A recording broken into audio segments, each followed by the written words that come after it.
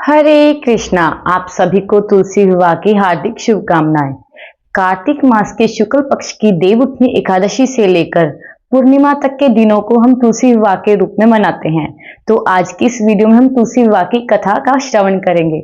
उससे पहले अपने चैनल को सब्सक्राइब कर दीजिए और वीडियो को लाइक कर दीजिए। तो चलिए अभी शुरू करते हैं तुलसी विवाह की कथा। एक बार की बात है, भगवान शिव जी ने अपना तेज समुद्र में फेंक दिया। उस तेज से एक तेजस्वी पुत्र उत्पन्न हुआ जो आगे चलकर जलंधर नाम के दैत्य से विख्यात हुआ। उसकी राजधानी का नाम जलंधर नगरी पड़ा। दैत्यराज कालनेमी की कन्या वृंदा का विवाह आगे चलकर जलंधर के साथ हो गया। जलंधर महाराक्षस था। उसने सत्ता में चूर होकर मां लक्ष्मी को पाने की कामना से युद्ध किया, परंतु समुद्र में उत्पन्न होने के कारण मां लक्ष्मी ने उसे अपने भाई के रूप में स्वीकार किया। वहां से पराजित होकर वह देवी पार्वती को पाने की लालसा से कैलाश पर्वत पर गया।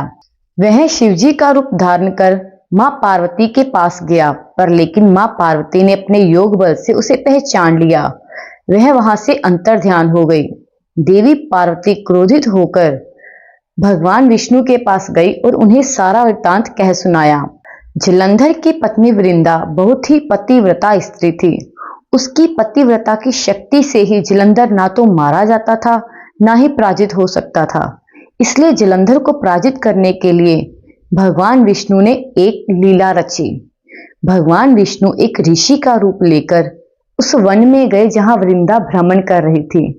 भगवान ऋषि के रूप में जब गए तो उस भगवान ऋषि के साथ दो मायावी दैत्य भी थे, जिसे देखकर वृंदा डर गई। ऋषि ने वृंदा के सामने उन दो राक्षसों को भस्म कर दिया। उनकी शक्ति देखकर वृंदा ने कैलाश पर्वत पर शिवजी से युद्ध कर रहे अपने पति जलंधर के बारे में उनसे पूछा। उसी वक्त ऋषि की मायावी शक्ति से वहां पर दो वानर उत्पन्न हो गए। एक वानर के हाथ में जलंधर का सिर था तो दूसरे के हाथ में जलंधर का धड़ था। ये देखकर जो वृंदा थी वो मूर्छित होकर गिर गई। जब वृंदा को होश आया तो उसने ऋषि से प्रार्थना की कि वे उसके पति को पुनः जीवित कर दें। ऋषि ने अपनी माया से जलंधर का सिर धड़ से जोड़ दिया, परंतु स्वयं भी उसी क्षण उसी धड़ में प्रवेश कर गई। वृंदा को इस छल का बिल्कुल भी आभास ना हुआ।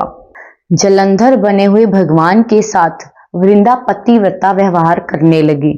उससे उसका पतिव्रता जो धर्म था वो नष्ट हो गया। ऐसा होते ही वृंदा का पति युद्ध में हार गया।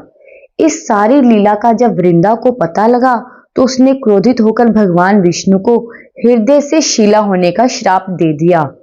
अपने भक्त के श्राप को भगवान विष्णु ने स्वीकार किया और शिलाग्राम पत्थर बन गए। सृष्टिकर्ता भगवान के पत्थर बन जाने पर ब्रह्मांड में असंतुलन फैल गया। यह देखकर सभी देवी देवता ने वृंदा से प्रार्थना की कि वे भगवान विष्णु को श्राप से मुक्त कर दें। वृंदा ने भगवान विष्णु को श्राप से मुक्त कर दिया, लेकिन स्वयं वृंदा ने आत्मदाह कर लिया।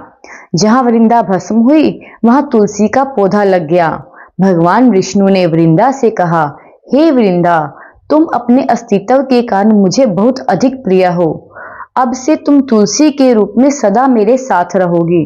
तब से हर साल कार्तिक के शुक्ल पक्ष की देवउठनी एकादशी से लेकर पूर्णिमा तक के दिनों को तुलसी विवाह के रूप में मनाया जाता है। इस दिनों को तुलसी शालिग्राम विवाह के रूप में मनाते हैं। हम सब कहते हैं जिस घर में तुलसी होती है वहां पर यमराज असमय नहीं आते, और जो लोग तुलसी और आंवले की छाया में अपने पितरों का तर्पण करते हैं उनके पितरों को मोक्ष प्राप्त होता है। और तुलसी महारानी भगवान कृष्ण को इतनी प्रिय है कि भगवान अपना भोजन भी बिना तुलसी के नहीं पाते। इसलिए कहते हैं कि हमें भगवान से ज्यादा उनके भक्तों की सेवा करनी चाहिए, जिससे भगवान हरि प्रसन्न होते हैं और अपनी भक्ति प्रदान करते हैं। तो ये थी हमारी तुलसी शालिग्राम विवाह की कथा। मैं आशा करती हूँ कि ये आप सबको अच्छी लगी होगी। अगर अच्छी लगी हो तो कमेंट में हरे कृष्णा जरूर लिखिए। हरे कृष्णा।